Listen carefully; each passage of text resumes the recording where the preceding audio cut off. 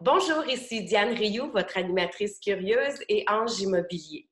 Aujourd'hui, on parle de financement, plus particulièrement du prêt privé avec Michel Labarre, qui est prêteur privé depuis 3 ans déjà. On s'adresse donc aux flippers, mais aussi aux investisseurs qui voudraient en savoir un peu plus sur ces pratiques-là.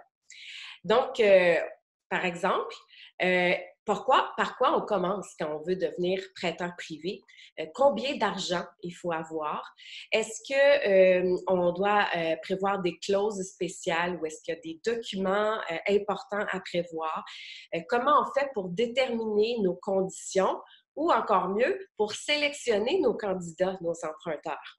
Alors, vous allez découvrir tous les trucs d'un prêteur privé avec Michel Labarre qui nous livre ses confidences. Michel Labarre, bonjour! Bonjour, tu vas bien? Oui, merci, toi aussi. Merveilleux. Merci d'avoir accepté l'invitation. Aujourd'hui, on va aborder un sujet dont on ne parle pas souvent, et pourtant qui est très important pour les gens qui font des flips et également des investisseurs, donc le prêt privé. Mais avant qu'on rentre dans le vif du sujet, j'aimerais ça que tu me racontes un petit peu ton parcours en tant que dans l'immobilier, on va dire ça comme ça.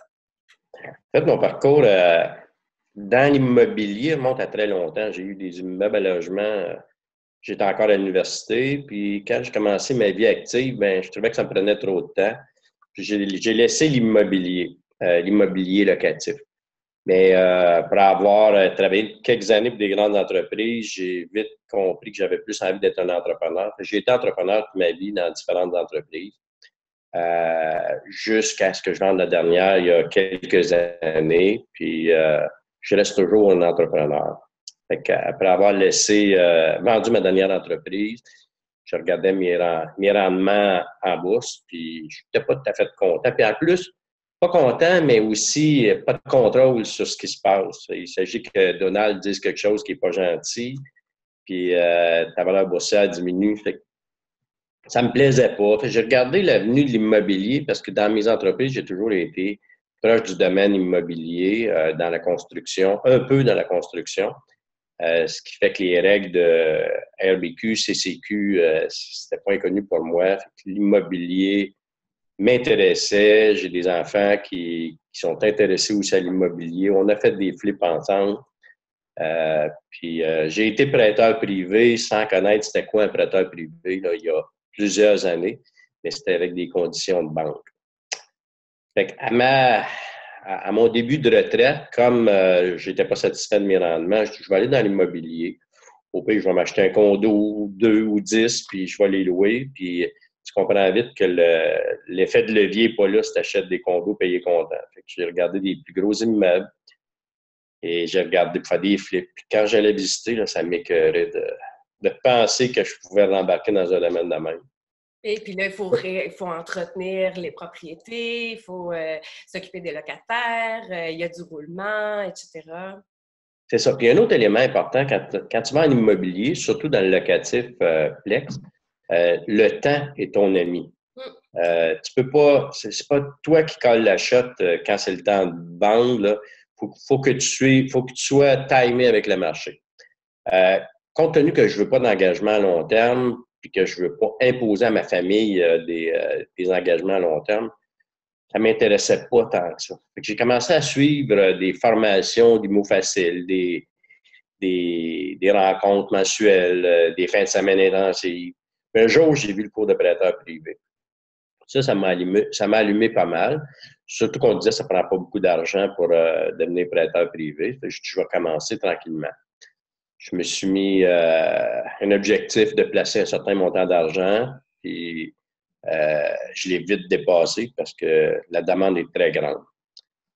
Ce que tu fais, par contre, quand tu sors d'une formation de prêteur privé, comme IMO Facile ou n'importe quel autre, ben, le lendemain matin, tu fais quoi? Là? Puis c'est quoi les vraies règles? Comment tu gères ça? J'ai commencé à travailler avec une courtier hypothécaire qui en faisait elle-même pour elle, avec son argent. Okay. Elle m'a vraiment bien aiguillé pour choisir un bon notaire, choisir des bons formulaires, faire des bonnes vérifications. Et comme je suis un entrepreneur, je n'avais pas trop peur non plus de ce que je faisais. Fait que rapidement, j'ai doublé mes objectifs. J'ai pris une pause un bout de temps pour voir, c'est facile de sortir l'argent, faut être certain que ça rentre. Puis au bout d'un an, ben, ça rentrait l'argent, puis j'avais du fun. Fait que j'ai augmenté la mise et graduellement, j'ai commencé à introduire des partenaires prêteurs. Fait que moi, j'ai deux types de clients. Des clients qui empruntent, puis des clients qui prêtent avec moi. Exact. Je dis des clients qui prêtent avec moi, ça a commencé par mes enfants, après ça, des amis proches, puis éventuellement des gens que je ne connaissais pas, qui ont commencé à s'intéresser aux prêts privés, mais pour l'apprendre, sont venus se greffer à mes dossiers. C'est pas rare maintenant que je fais des prêts qui incluent un ou deux partenaires, de sorte qu'eux voient vraiment mon fonctionnement. Et puis moi, ça me permet d'avoir un portefeuille plus important. Comment ça fonctionne, Michel? Est-ce que les gens te refilent leur argent et tu leur donnes un rendement là-dessus ou ils deviennent vraiment prêteurs privés à leur tour? Ils deviennent prêteurs privés avec moi. Leur nom est inscrit sur l'acte d'hypothèque. Donc, ils sont protégés par la valeur qu'ils acceptent de financer. Ma façon de fonctionner, c'est d'accepter les dossiers moi-même pour le faire tout seul. Quand je l'ai accepté, que je l'ai analysé, bien là, je l'offre à ces différents partenaires-là en disant, ça te tente-tu d'embarquer avec moi? Ils n'ont pas d'obligation à le faire. Puis leur garantie, ben c'est leur décision. Là. Ils s'inscrivent sur l'acte d'hypothèque, puis si le dossier va mal, bien, ils ont le même risque que moi. Ils ont le même risque, mais dans le pourcentage de leur investissement. OK. Puis ça leur permet de voir toute mon analyse, de comprendre ma logique pour accepter le financement, puis ils peuvent dire oui ou non. Excuse-moi, est-ce que tu peux justement nous en parler de ta qualification? Comment tu qualifies un client pour prêter? La qualification, pour moi, là, c'est deux éléments importants. La valeur de l'immeuble qui est donné à garantie et l'intégrité de la personne. L'intégrité, c'est une vérification des antécédents criminels. Parce que j'ai eu l'occasion de faire des beaux dossiers là, en termes de chiffres, que les ratios pré-valeur étaient super bons, mais que des gens avaient des antécédents criminels, ça ne me tentait pas d'avoir de la visite le vendredi soir. Fait que je passe tout droit. S'il y a des antécédents criminels, là, c'est pas mon client. Et après ça, c'est la valeur de l'immeuble. Il faut tout le temps être en mesure de dire, cet immeuble-là, si ça va pas bien, je le veux-tu, moi, la valeur que j'ai financée? C'est une façon assez simple, même simpliste, de décider si on le fait ou si on le fait pas. Puis, je mets aussi des règles très sévères en cas de défaut. Fait que mes contrats sont clairs. Les gens savent que s'ils sont en défaut, ça va aller vraiment mal pour eux autres. Mais ils le savent d'avance. Puis, en le sachant comme ça, s'ils ont trop peur, bien, moi, j'ai encore plus peur. Là. Ça ne me tente pas de prêter à quelqu'un qui a peur d'être en défaut. Il faut qu'ils soient convaincus qu'ils sont capables de le faire. Dis-moi, oui? Michel, est-ce que vous regardez le bureau de crédit ou leur comportement financier? Non, jamais. Okay. Jamais. Quand j'ai commencé, mes prêts, c'était presque tout le temps pour des gens qui avaient eu des préavis d'exercice.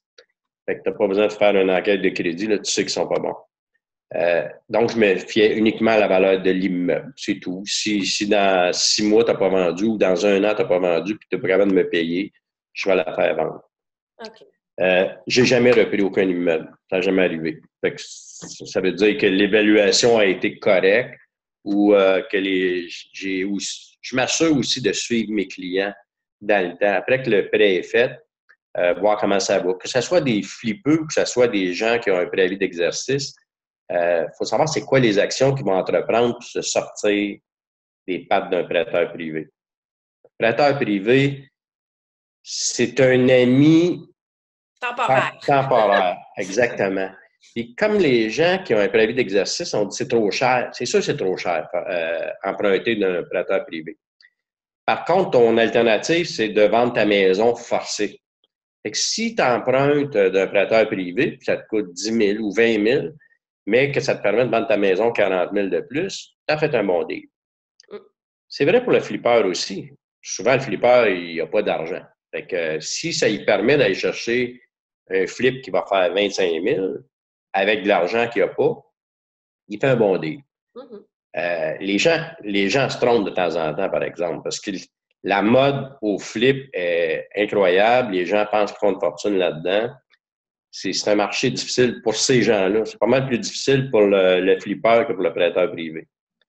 Le prêteur privé fait plus d'argent que le flipper quand on parle de maison unifamiliale, mais c'est ce qui est le plus abordable pour ceux qui veulent faire des flips. Okay. Ça reste quelque chose de dispendieux. J'allais te demander les avantages pour un flippeux, justement, d'avoir recours au prêt privé. Bien, c'est ça, c'est d'avoir des liquidités pour lui permettre de, lui, faire de l'argent. Et tout le monde est gagnant-gagnant parce que le prêteur aussi fait des sous. Est-ce qu'ils ont droit de négocier leurs taux, leurs conditions? Généralement, dans le monde du prêt privé, est-ce que ça se négocie? Et toi, comment tu fonctionnes?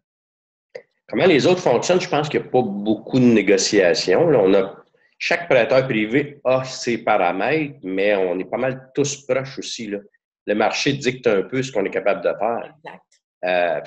On voudrait toujours, c'est une business, on voudrait toujours vendre plus cher, mais on est un peu pris avec les conditions du marché, puis pris. C'est pas mal pris, c'est juste que les conditions sont comme ça. Quand même, je voudrais prêter mon argent à 25 je ne serais pas capable.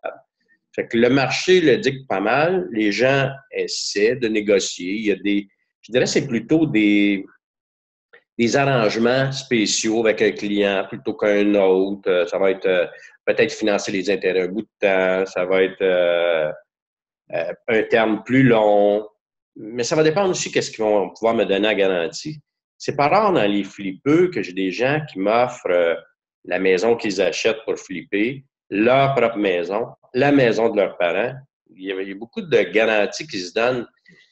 Si c'est une personne qui a confiance en elle et que les parents la supportent bien, bien, ils n'ont pas peur de donner la maison en garantie. Ce que ça fait pour moi, ça me garantit que tout le monde va mettre la main à la pâte si ça se met à aller mal. Exact.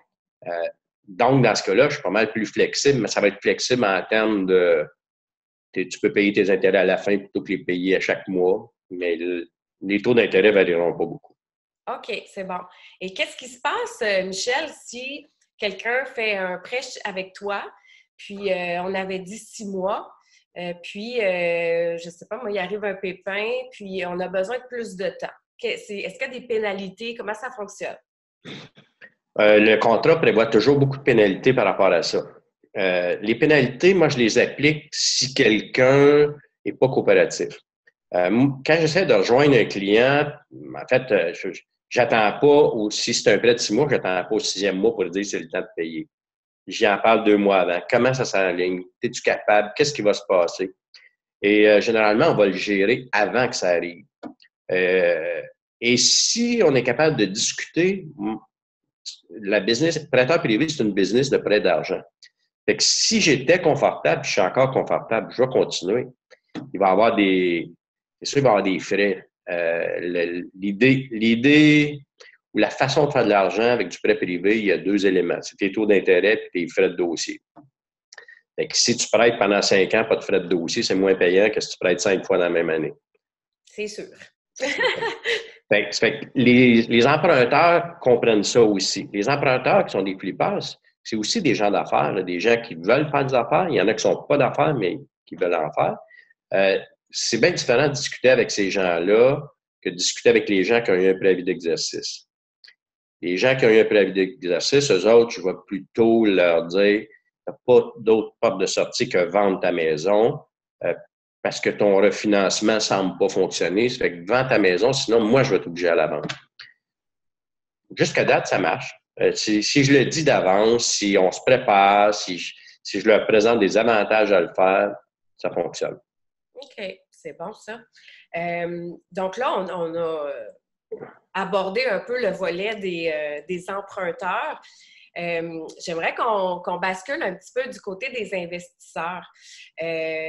Disons que moi, je veux devenir prêteur privé. Par où je commence?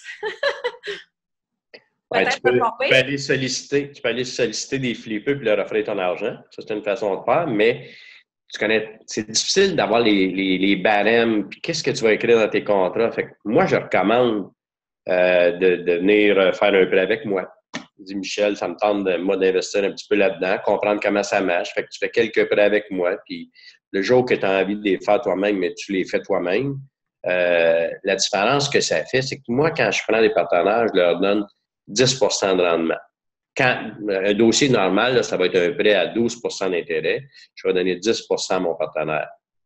Et je vais garder les frais de dossier, mais je vais tout le gérer. Le partenaire n'a pas à recevoir, n'a pas à collecter le client, il n'a pas à... Il y a parlé. Il peut la regarder, là, il y a avantage à le faire s'il veut l'apprendre. Mais lui, c'est plus un dossier, un prêt passif. Puis je considère que quelqu'un qui a un emploi à temps plein, qui veut faire du prêt privé, bien, il est mieux de travailler avec un partenaire parce que c'est un travail de tous les jours, mais à peu d'heures par jour. Parce que laisser moisir des dossiers, c'est là qu'on commence à avoir des problèmes. Fait que, mes clients sont habitués, là, quand ils commencent, ils ne savent pas, là, mais je talonne souvent. J'attends pas 3 jours là, si le chèque n'est pas rentré. Là. Normalement, même sur des prélèvements bancaires, ça fait que je vais aller chercher. Mais ça peut arriver qu'ils me disent « Ouh, ça ne passera pas, donne-moi une journée. » Mais je ne te donnerai pas 3 semaines. Là, tu le sais d'avance, puis tu vas essayer de piger ailleurs. Puis on parlait de montant d'argent tout à l'heure, ça ne prend pas nécessairement beaucoup d'argent pour devenir prêteur privé, mais est-ce qu'il y a un minimum quand on veut commencer? Moi, je demande à mes partenaires de s'engager à prêter au moins 100 000 avec moi. Quand j'ai commencé, je faisais des prêts, j'ai eu des prêts à 20 000 mais 20 000 là, c'est aussi d'ouvrage qu'en faire un à 500 000. Ouais. C'est les mêmes traitements de données, c'est les mêmes déplacements, c'est les mêmes analyses. Je demande aux gens d'investir au moins 100 000 parce que ça me permet, je dirais qu'un dossier moyen, c'est 250 à 300 000. C'est que j'essaie d'être 3, moi et 2 autres partenaires sur chacun des dossiers.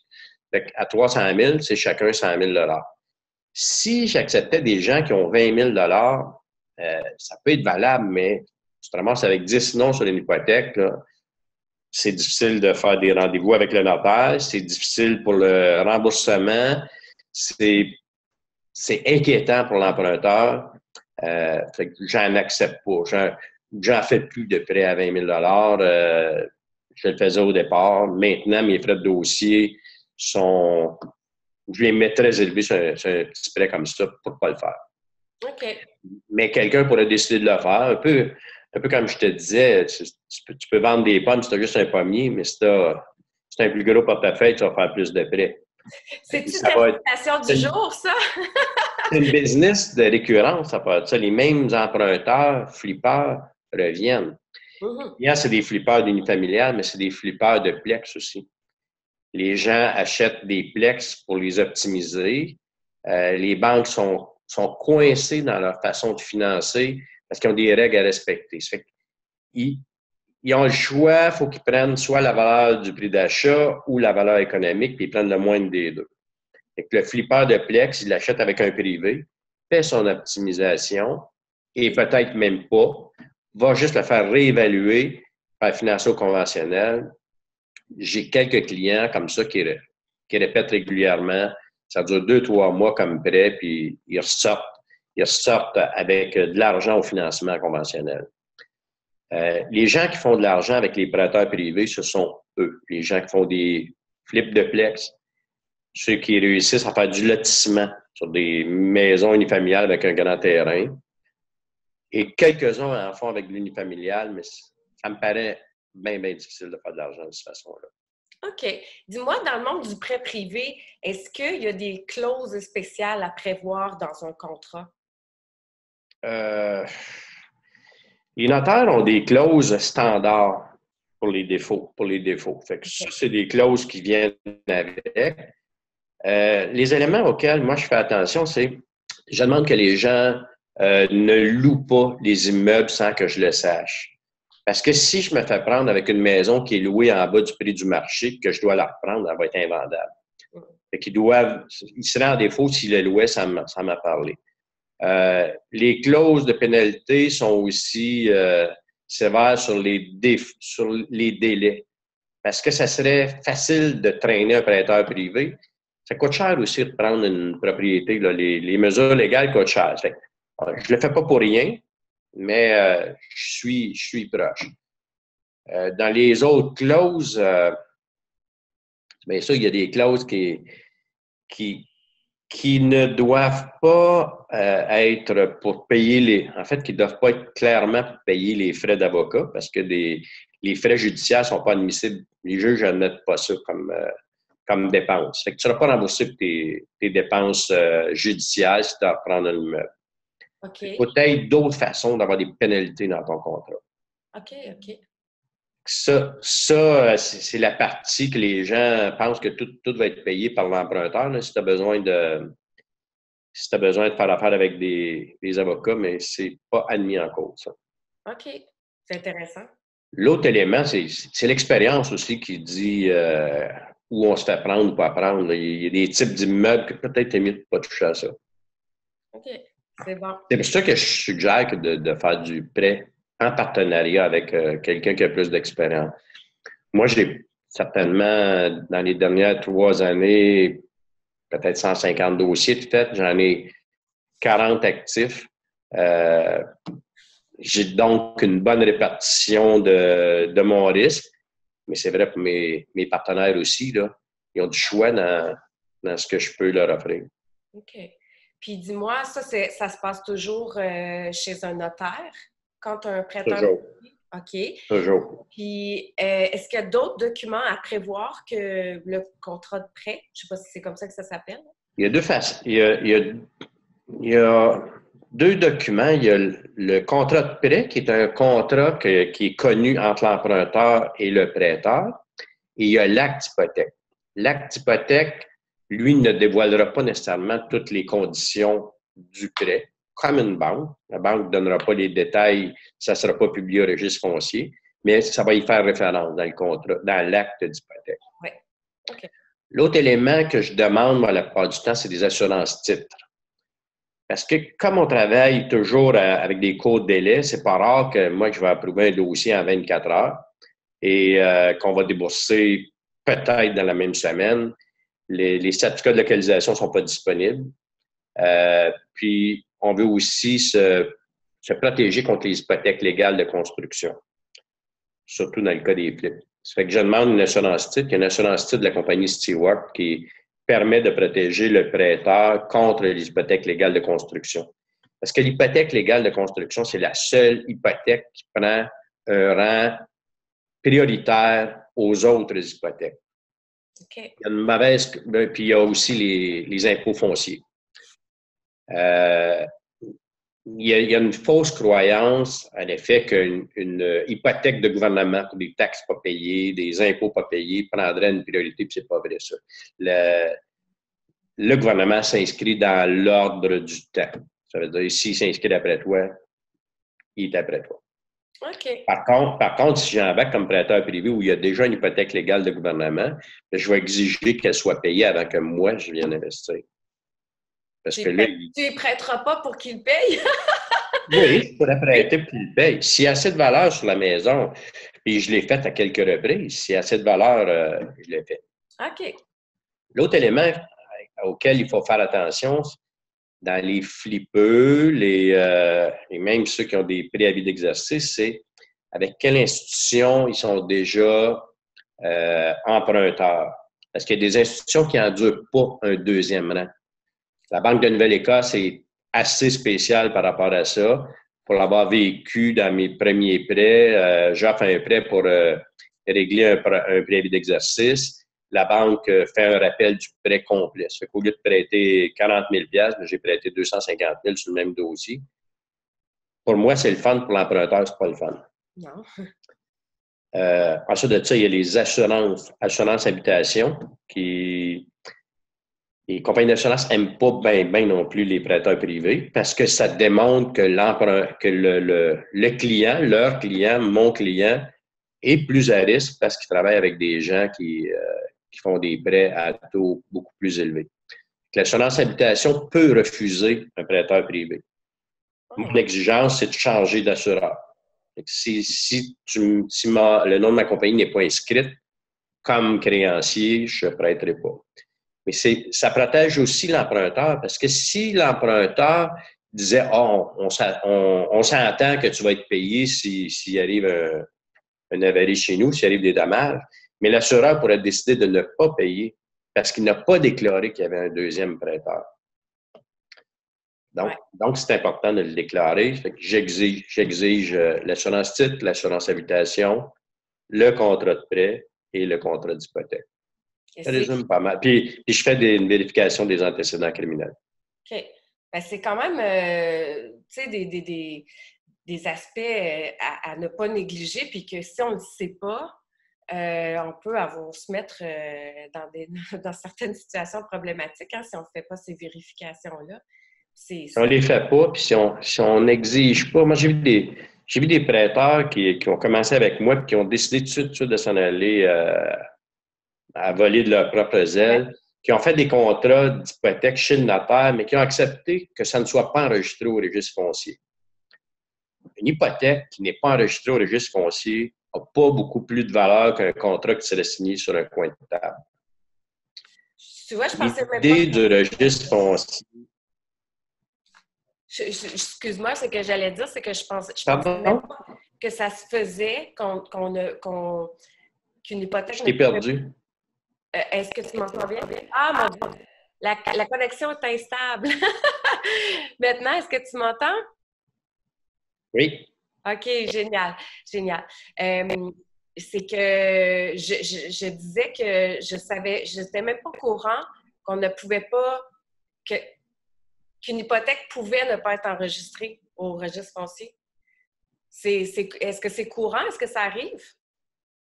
Ça arrive, c'est pas courant. Le cas que j'ai vu, c'est que la cliente ne voulait pas que ça apparaisse dans son historique. Un peu comme tu m'as dit tout à l'heure, les banques sont frileuses un peu s'ils voient qu'il y a un prêteur privé. Oui. Fait que si tu arrives au refinancement, la cliente avait dit « OK, on va signer l'hypothèque, mais on ne la publiera pas pour ne pas me nuire au refinancement. » OK.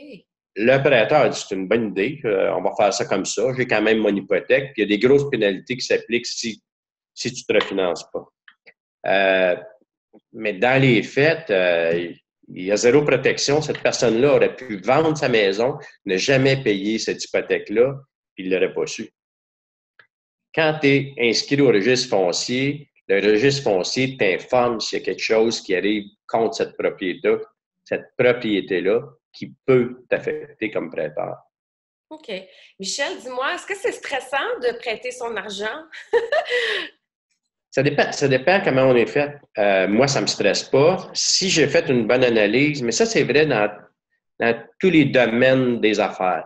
Si tu fais un deal et que tu penses que tu l'as bien analysé, reviens à ton analyse de base. Est-ce qu'elle est bien faite? Si elle est bien faite, tu n'as pas de raison de stresser. Mais moi, ça ne me stresse pas, mais je suis un entrepreneur depuis de nombreuses années. J'ai des membres de ma famille qui ont plutôt travailler pour des grandes entreprises puis qui ne peuvent pas comprendre que je fasse ce genre de travail-là, que je prenne ce genre de risque-là. Puis pourtant, ils vont mettre leur argent en bourse. L'argent en bourse, là, on voit ça de temps en temps, là, un 5 de baisse dans une même journée, sur 1 million, 50 000 $. Sur 1 million en prêt privé, là, on ne perd pas 50 000 $ du jour au lendemain, c'est impossible. Fait que moi, ça ne me stresse pas. Ça demande du travail, ça demande du suivi, mais pour moi, c'est pas stressant. C'est fait pour les gens qui ont une certaine... qui sont pas insécures. Il ne faut pas non plus se lancer là-dedans si on pense qu'on ne dormira pas la nuit. Ce n'est pas ça le but, hein? Moi, je pense que quand on fait une transaction qui nous empêche de dormir, on ne devrait pas la faire, la transaction. Exact. C'est vrai ce que tu dis, sauf que je déplore que les gens mettent l'argent à bourse en pensant que c'est plus sécuritaire. C'est pas plus sécuritaire. C'est ça, c'est un marché public, là, mais c'est une analyse totalement dans le vide. Là. On voit les gens qui investissent dans le Bitcoin, dans le pot, à part que c'est investi, puis même investir en action pour une banque, il y a de la fluctuation là-dedans. Exact. Puis on n'a pas de contrôle, alors que toi, quand tu fais du prêt privé, tu as quand même un certain contrôle. C'est ça. Hey Michel, ça a passé vite! C'est déjà terminé! Ça me fait plaisir. C'est juste un petit topo, mais Ouais, c'était hyper intéressant. Est-ce que je vais te poser la question, je la pose à tous les invités, je ne sais pas si tu y as réfléchi. Est-ce que tu as une citation qui t'inspire dans la vie de tous les jours? ben, comme prêteur privé, je ne sais pas si c'est une citation ou juste une phrase qui est tombée de même. Là. Moi, je dis on ne fait pas saigner une roche. C'est impossible. Donc, il faut y penser avant. Pour le prêt privé, il y a des gens qui n'en ont pas d'argent. Il faut avoir planifié, il faut être capable d'organiser la sortie. Fait qu'on ne fait pas saigner une roche, il faut le savoir avant de commencer. Hey, c'est beau ça! Merci beaucoup, Michel! Je te souhaite Ça me fait beaucoup de plaisir. succès dans la suite. Merci! Bonne journée. Bye. Bye! D'excellents trucs et conseils de la part de Michel Labarre lorsqu'on veut se lancer dans le prêt privé. Si vous voulez, vous aussi, peut-être devenir partenaire d'un projet de flip et proposer vos liquidités dans des projets, n'hésitez pas à aller faire un tour dans la section partenaires sur mon prospecteur dans le réseau. Vous pourriez trouver plus rapidement que vous pensez un partenaire ou encore quelqu'un à aider. Donc, sur ça, merci. Merci d'avoir été là et on se dit à bientôt pour un autre Deal et Confidence.